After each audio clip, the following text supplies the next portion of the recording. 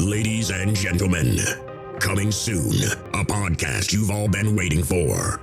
The movie podcast to end all movie podcasts. A podcast that discusses and critiques the best of the best and the worst of the worst movies playing at a theater near you. With a host whose opinions have been deemed as fact by your favorite fact checkers. And that's a fact. Without further ado, let me introduce you to the movie maestro, the tyrant of theater, the gumshoe of review, the man that makes theater employees and Hollywood execs shiver by his mere presence. Ladies and gentlemen, the judge, the jury, the sultan of cinema, Justin Henson. Welcome to the Movie Wire.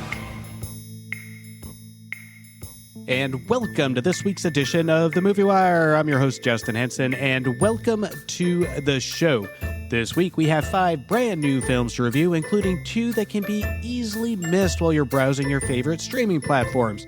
This week on the show, George Clooney and Julia Roberts are exes that unite to stop their daughter from making the biggest mistake of her life in Ticket to Paradise. Just in time for Halloween, we have 2 movies for you on the show.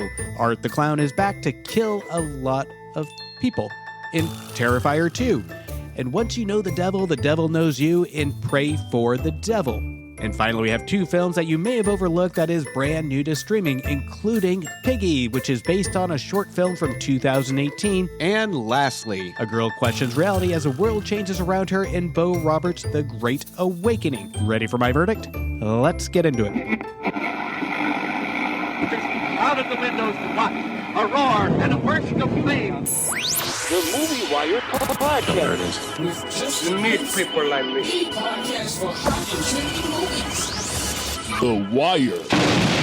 A divorced couple teams up and travels to Bali to stop their daughter from making the same mistake they did 25 years ago in Ticket to Paradise. I'm sorry. I think your things are in my seat. Oh, sorry. Oh, come on. You've got to be kidding me.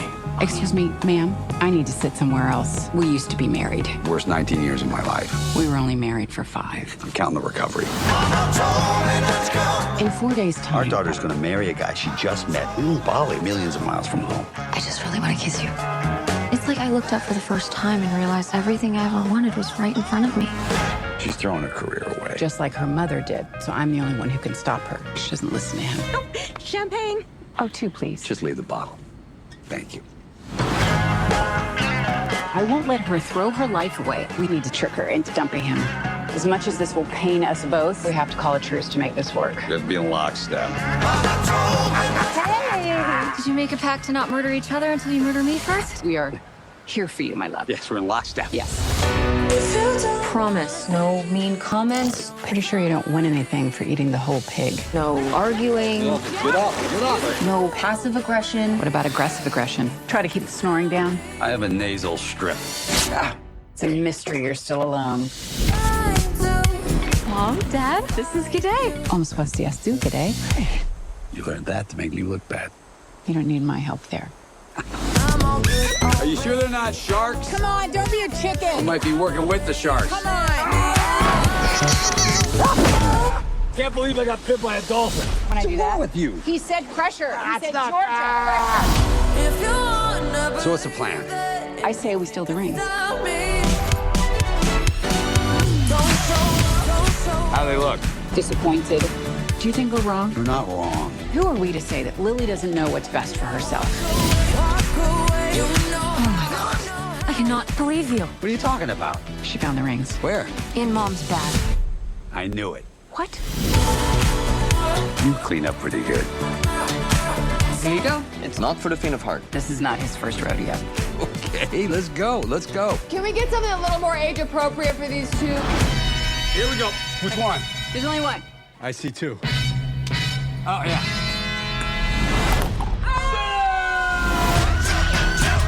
Oh, no. Dad, please stop doing that. Oh, my God. I'm praying for an asteroid.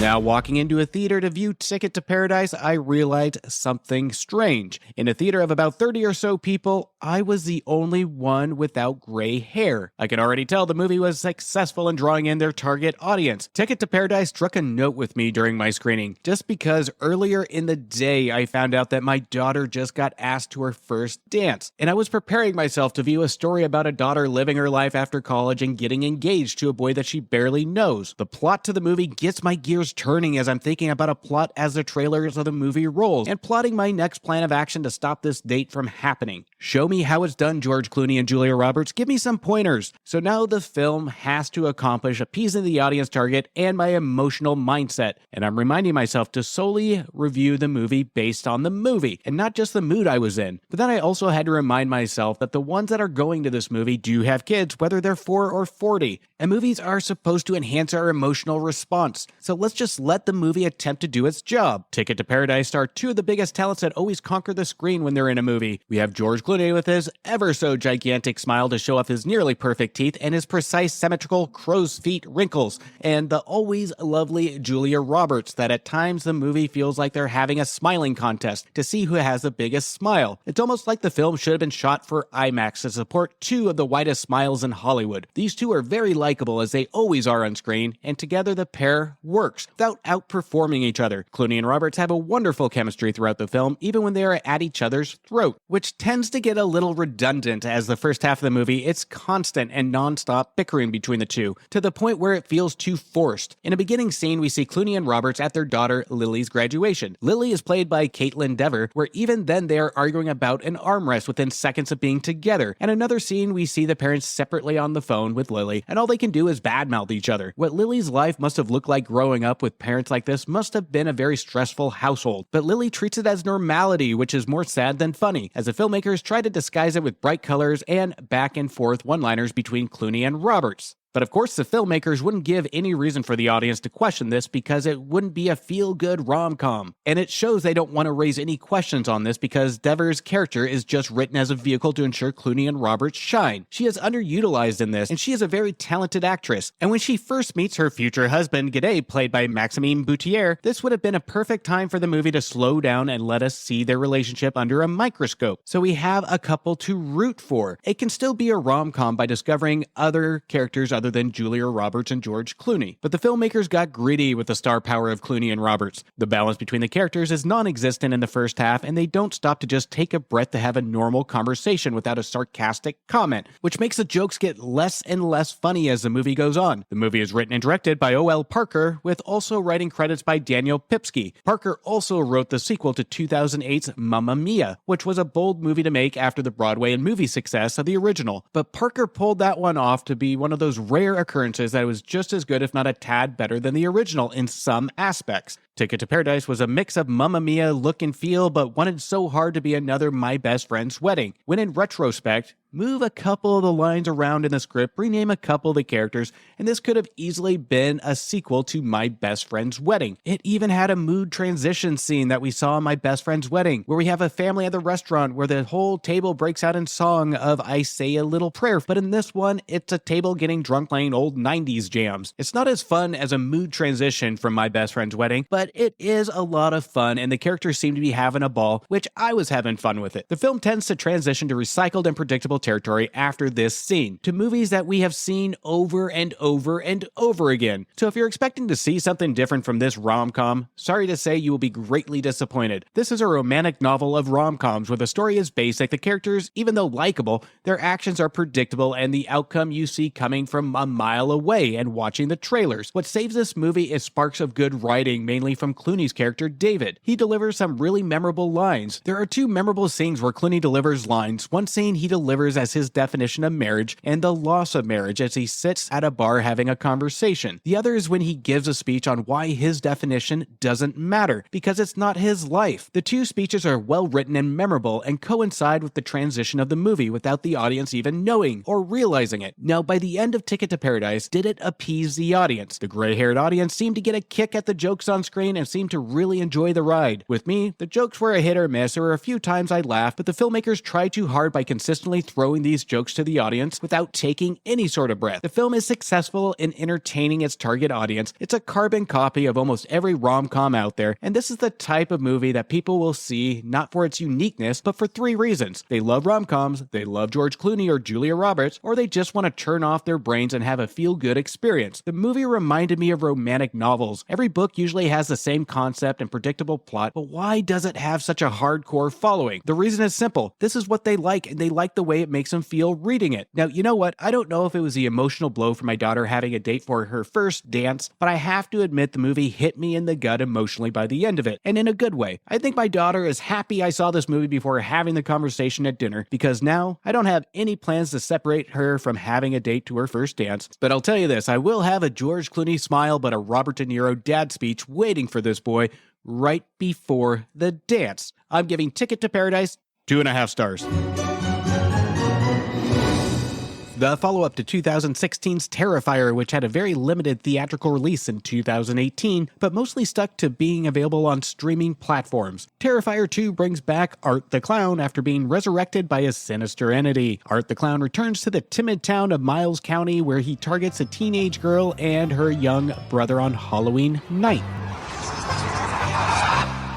Drop on by the Clown Cafe, your favorite meals on wheels. The menu is disgusting and it's full of special deals. Plans tomorrow. Meg and Melanie's throwing a Halloween party. Nothing here is good for you, so grab yourself a tray, 'cause food's a little funny at the Clown Cafe. No. Guys still out there? What's up with you and this clown all of a sudden? You're like obsessed. They never found his body. What if he decides to come back here? I wouldn't worry about it. On the off chance that he is still alive, I'm sure he's gone far away from here. Drop on by the Clown Cafe. Gobble up your order quick before it runs away, 'cause food's a little funny at the Clown Cafe. Why not visit after school and have yourselves a bite, an appetite? So, did you figure out what you're dressing up as tomorrow? He wants to dress up as a real guy who murdered 9 people last year. Oh, you're not doing that. It's just a costume. The grub is downright gruesome, but your appetites obey, 'cause food's a little funny, food's a little funny, food's a little funny at the Clown Cafe.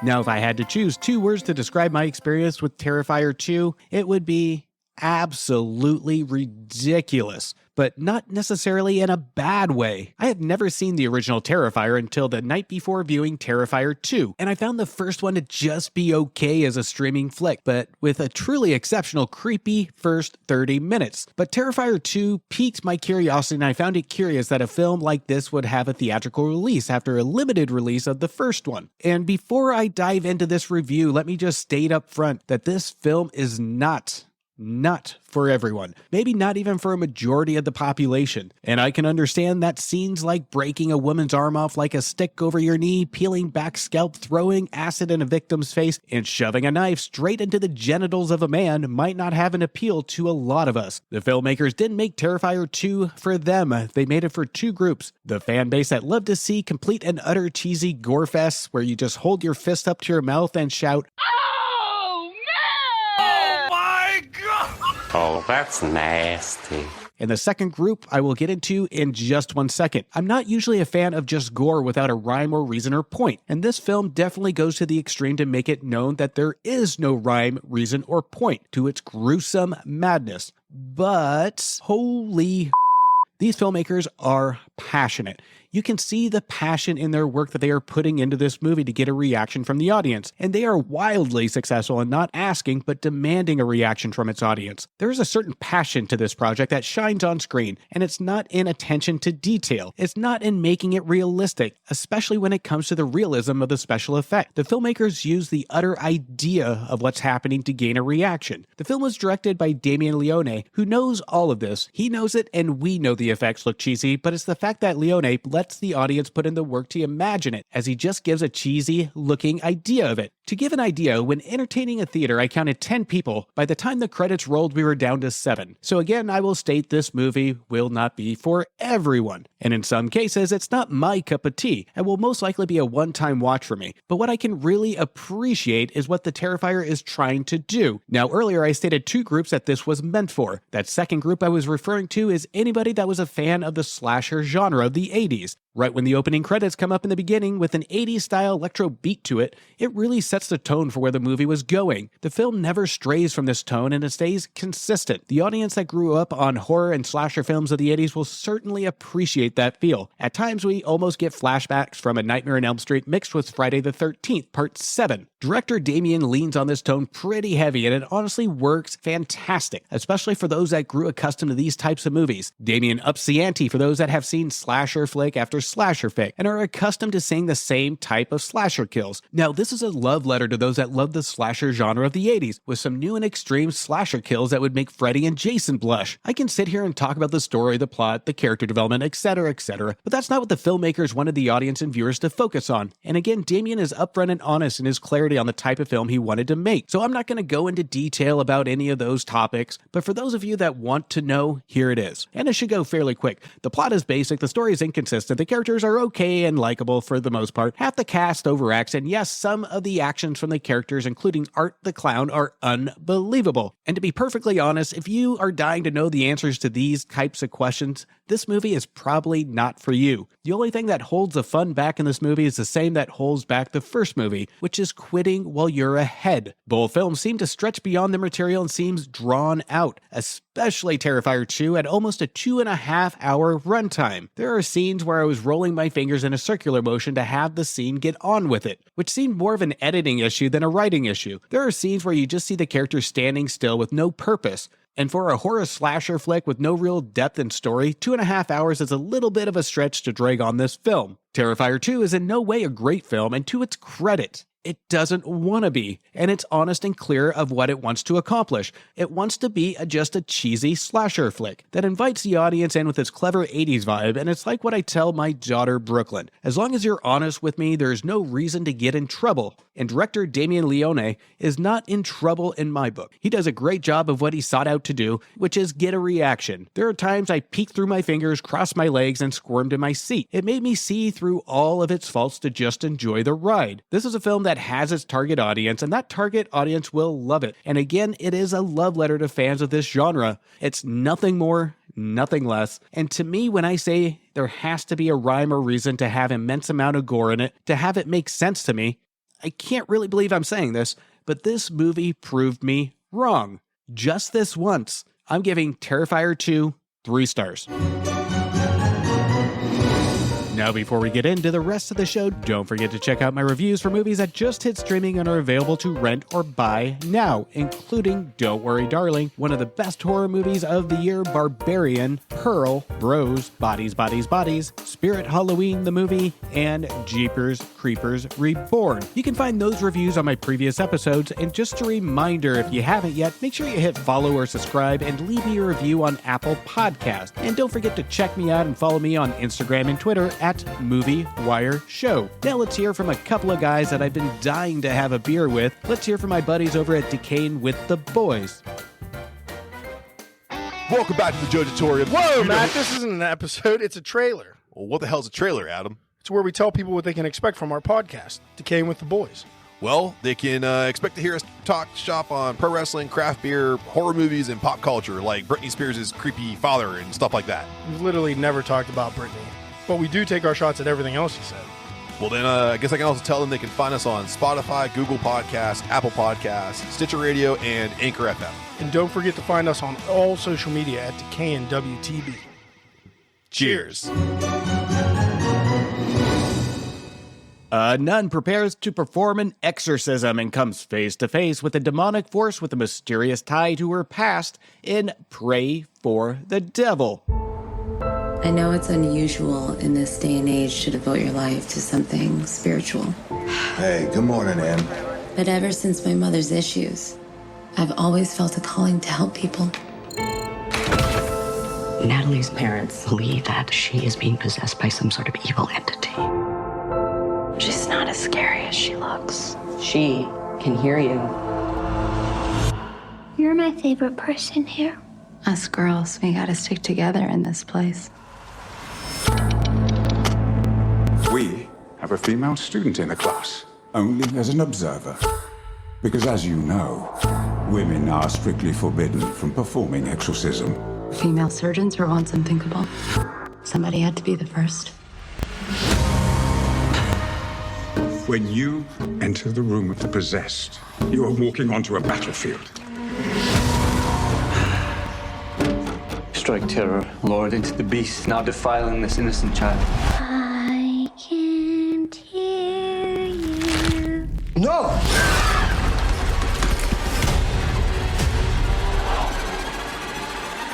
Natalie, I'm here. I'm here with you. This little light of mine. You have a gift. I'd like to teach her. This relationship, it's personal. We all have a personal relationship with God. Not with God.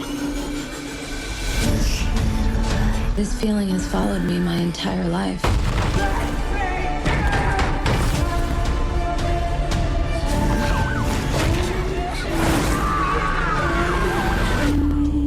You got my invitation.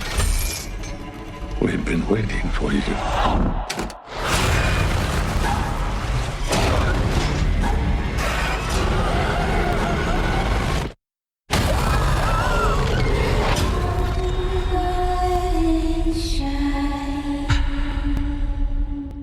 Now, here is a film that had such solid potential within the first 30 minutes of the movie. It almost made me feel like the Church of X-Men and the X-Men Mansion of Exorcists, if you will. We have an entire student base that is there to take their knowledge of God and use that skill to learn to defeat evil. We have our teacher, Father Quinn, played by the great Colin Solomon, who's bald, has his mannerisms and voice that is reminiscent of Patrick Stewart. Now let's go over our checklist for this superhero Catholic team. We have a school for gifted students. Check. We have our Charles Xavier. Check. We have our high school tech facilities.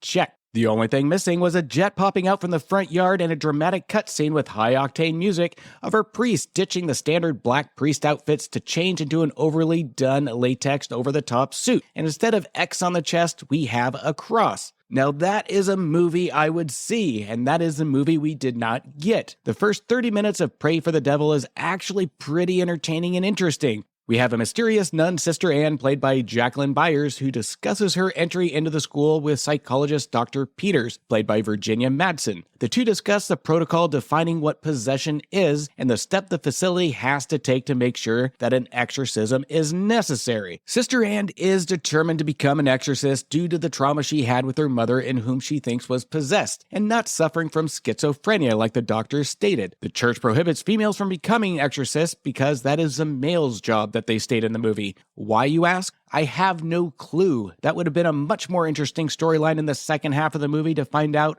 rather than what we got is a brief standardized statement by a nun at a church. After all our introductions to our Jesus X-Men super team at the mansion, our obstacles Sister Anne faces, and a high-tech facility that inhabits patients that are possessed, the film starts to go in a different direction, goes from intriguing to flatlining pretty quick. Now, the movie takes an interesting concept, but then the filmmakers take a hammer and break the emergency generic movie extinguisher glass and hoses down the entire movie. One of the scenes in the beginning introduces a cool concept that could have been a very classic scene, which is almost like a beginning exorcism exam, where we take Father Quinn, who asks for 2 volunteers to enter a room that is below the school harboring patients that are possessed. 2 students enter the room and are put to the task of attempting to exorcise a demon. The scene was wasted potential. After this scene, the filmmakers seem to not know what potential they have with the material sitting right in their lap. The film was written by Robert Zappia, Todd R. Jones, and Earl Ritchie Jones. Given this list of writers, it explains why this movie is so sloppy.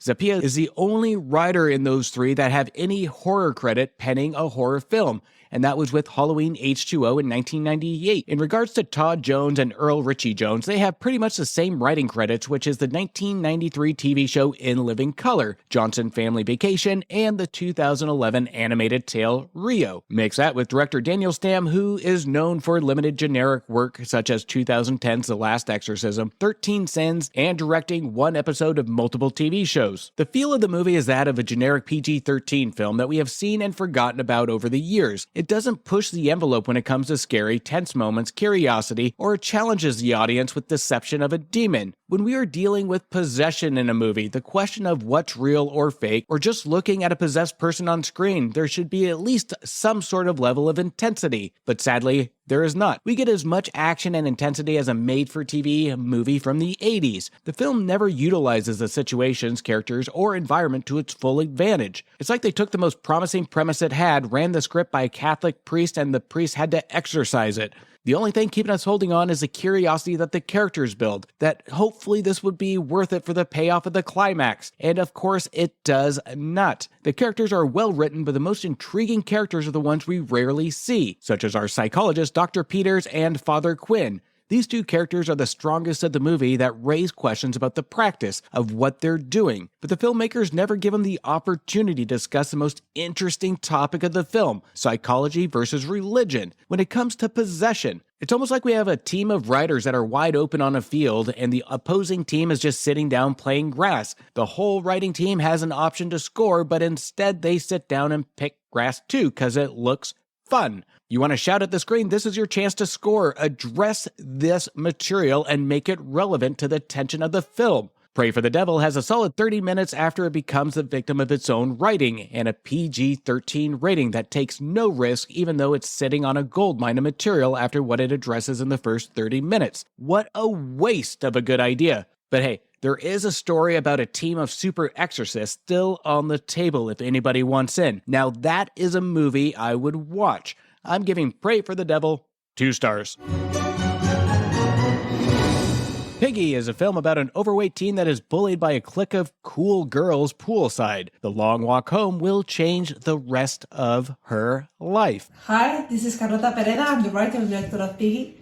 I brought Piggy to confront my fears. Real life fears, because being a teen can be a real horror story. Based on the short film Sordida from 2018, Piggy is a film that snuck in under the radar that I wanted to review to give more presence to it. It is available to rent and buy now on most platforms. Piggy is part coming of age, part thriller, part horror, and with a tad hint of drama, mainly from the struggle that we see our main character, Sarah, aka Piggy, played by the mesmerizing Laura Galan, who is just starting out her career in acting, and let me tell you that Galan will be one of those to watch in the coming years. Her performance is absolutely captivating in this film. Now, Piggy doesn't waste any time to jump into the torture of ridicule that Sarah goes through, from our opening showing her working at her family at the village's butcher shop, where a couple of popular kids come into the shop to pick up an order, where we see one of the girls take a picture and post it to social media with the title on the post reading "The Three Little Pigs." This is where we see Sarah's pain and struggle right from the beginning of the movie. Sarah takes a trip to the local pool where nobody else seems to be. The popular girls conveniently show up while Sarah takes a swim, taunting her, calling out her nickname Piggy. This is where the girls take it too far, and the girls take off with Sarah's clothes and make her walk home with nothing but a bathing suit. This walk home opens up Sarah's world into a whirlwind of chaos, murder, town gossip, an investigation, and a town that starts pointing fingers and blame, which leads to the climax that ultimately leads to the moral theme of to save one's self. This theme doesn't just shine through our main character Sarah, but it cascades this theme through most of the cast on screen. It doesn't just put the burden of proof on the messaging on our main character, it does so with almost every character that interacts with Sarah.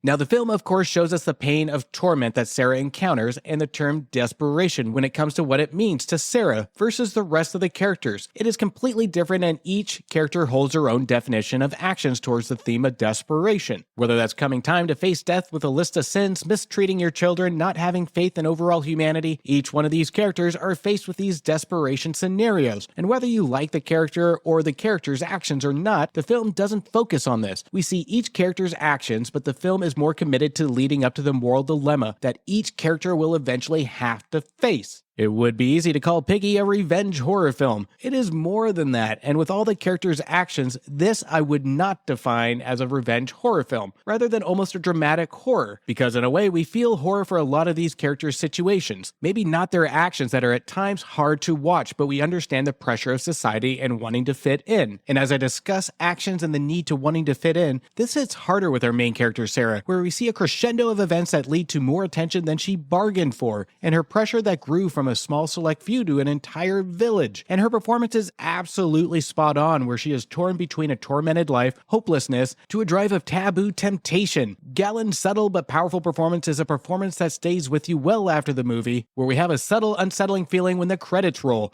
That's unsatisfying, but in a good way, that the movie intentionally does. It wants us to have this feeling to show the audience the point of actions out of desperation and temptation are fulfilling, not in the long run. It's a temporary human satisfaction. The film was written and directed by Carlota Pereda, who wrote and directed the original short. The short, which is good, you can tell Pereda wanted to go deeper with it and had a lot more to say. She got her chance in this full-length movie, and she does not disappoint, with her character direction, which you can tell is her forte in her direction style. And what I really got into was the environment and the confidence she shows in her direction. The film never looks too bright and stays gritty with a hazy hue to its look and feel. It's almost we can feel the view as the world as Sarah sees it. For those that are looking for a gruesome horror revenge film experience, you might walk out of this either disappointed on what you wanted to see or surprised on what you did see. Piggy, though its characters and writing really keeps us engaged with the story as it progresses, Pereda's writing is on point here, natural and believable, with the exception of our cliche popular girl stereotype that do seem to have escalated a little too quickly and is one of the only things that seems unbalanced and rushed in the film. The beginning gives us a hint that you will learn more about Sarah and the popular group's past interactions or relationship, but we truly don't know the entire story other than these girls pick on Sarah. But Pereda gives us a hint of prior positive relationships of one of the girls, but never really deep dives into it, which pulls the story and payoff back a little bit. When we get in the last 15-20 minutes of the movie, this is where the movie starts to lose its focus on what it wants to be and falls victim to what it seemed like it was trying to avoid, and that's becoming a revenge film. It loses a little bit of credibility and feels rushed to get the movie finished, which will frustrate those that were enjoying the progression of the story on where it was potentially leading. I was left frustrating that it was 15 minutes away from truly being something very special, but thankfully that's the last 15 minutes of the movie, and we got to spend a majority of the film with a story that is executed brilliantly. Piggy is a true underdog in a sea of things to view on streaming right now, that viewers should give it a chance. It's a film that falls between elevated horror to coming-of-age drama. Laura Gallen is a true gem of this movie, and Carlota Pereda's vision and thematic writing is a true treasure. It will level a moral unsettling feeling during its runtime, and a moral question will pop into your head when the credits start to roll. What that question is will be different for each viewer. I'm giving Piggy 3 stars. It gets so hard to keep track and even have time to read all the trending topics on the web. Now there's a new app to help with all of those problems. Newsly is an audio app for iOS and Android. It picks up web articles about the most trending topics on the web at any given moment and reads them to you in a natural human voice. For the first time in the history of the internet, the entire web becomes listenable. Browse articles from topics you choose and start playing. You can follow any topic as specific as you like, from sports, science, to Bitcoin. You can even follow Kardashian. It will find you the latest articles and read them to you out loud. And guess what? They have podcasts as well. Explore trending podcasts from over 50 countries. The Movie Wire is now a featured podcast on the Newsly app. Download and use Newsly for free now. The link will be in the description of this episode. You can also use one of my promo codes that you will find in the description as well to get you a 1-month free premium subscription. Stop scrolling, start listening, download Newsly today.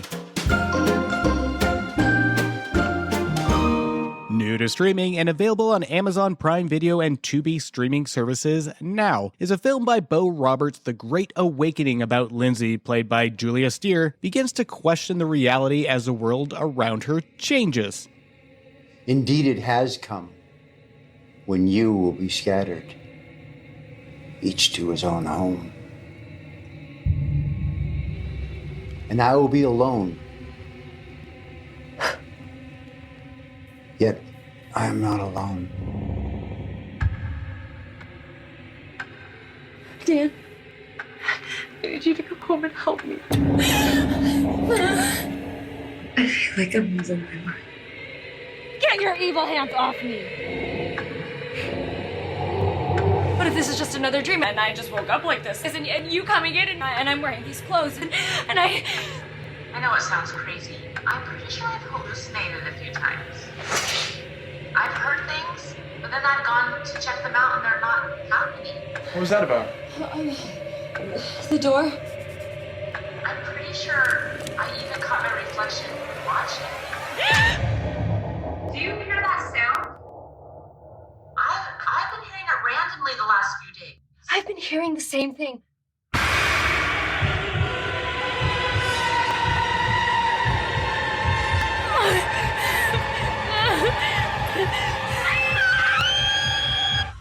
With so many films on so many streaming platforms, it's easy to overlook and many get lost in the overwhelming choices. But what makes streaming somewhat of a benefit is it opens up a new channel for releases of small indie films from creators. Now, are they all going to be home runs? No. But it allows for creative visionaries another option to have their story told and make it available for audiences. Bo Roberts definitely has a story to tell and demands that it is driven by its characters. The Great Awakening is written by John Foley, in which this is his first writing credit. And I actually want to give credit to Roberts and Foley in this, in the cleverness that they use in different aspects of where the story goes to prove their point. There are times that you can really see a creative branch stem from Roberts' direction here, and Foley's writing. Though it's basic, given Foley's first writing credit, it's an admirable attempt. Where we really see the issue is in the storytelling, is that it really needed to be at least another 30 minutes or so to get its messaging to a rock-solid state, especially with a lot of the symbolic dreamlike scenes that we see with Steer's character Lindsay, that tends to be smack dab in your face visuals, but they feel like they should be open for interpretation for the audience by the filmmakers, and they don't quite make it clear enough if these symbolic dreamlike scenes are a metaphor for isolation, mental stability, faith, or is it trying to be supernatural to get its point across. I can see and understand how the idea of these scenes might seem straightforward, but we don't get a lot of subtext or information from the character dialogue to truly understand these scenes, other than Lindsay stating what she is seeing and experiencing. This brings a feeling that we are missing something in the middle of the film to really have the audience understand what Lindsay is going through, which made me a little frustrated because the concept of the shots Robert uses to build curiosity, but once it's realized that we are not going to get really any follow-up to what we see from these characters, it makes it hard to follow along. But what makes the movie flow is the chemistry between Julia Steer and boyfriend Dan, played by Ryan Ruffing, and at times their banter and their interactions seem like they're on a first date and you get that kind of awkwardness encounter, but both are innocent enough on screen with their likability to really keep an interest from the viewer. And though the film's biggest weakness is the execution of its messaging and storytelling, what I find interesting for Robert's direction is the change from camera movements.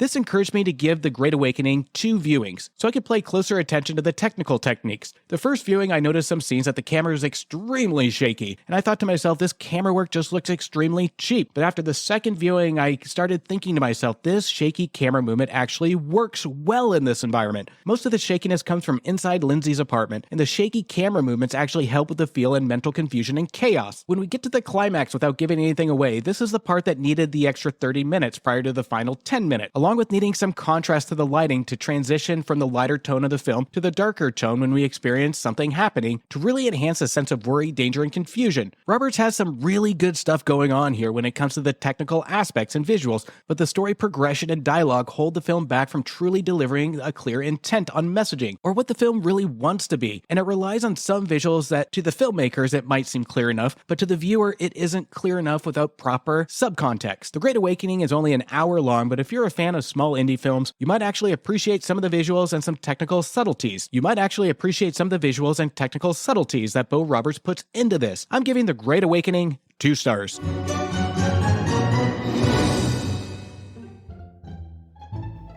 All right, and that's a cut on this week's edition of The Movie Wire. Next week, we will be back with brand new reviews, and I hope all of you have a very happy and safe Halloween. And again, thank you for listening, and thank you for all your support. You can also show support by following me on Instagram and Twitter and leaving me a review on Apple Podcast. And don't forget to follow me on Letterboxd as well. Until next week, do me a favor and make sure you stay for after the credits to show your support for those that put their blood, sweat, and tears into making a feature film, and make sure you support your local movie theaters.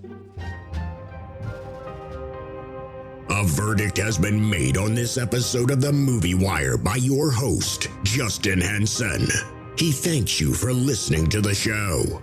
You can follow Justin on Instagram and Twitter at Movie Wire Show, or visit his website, www.themoviewire.com.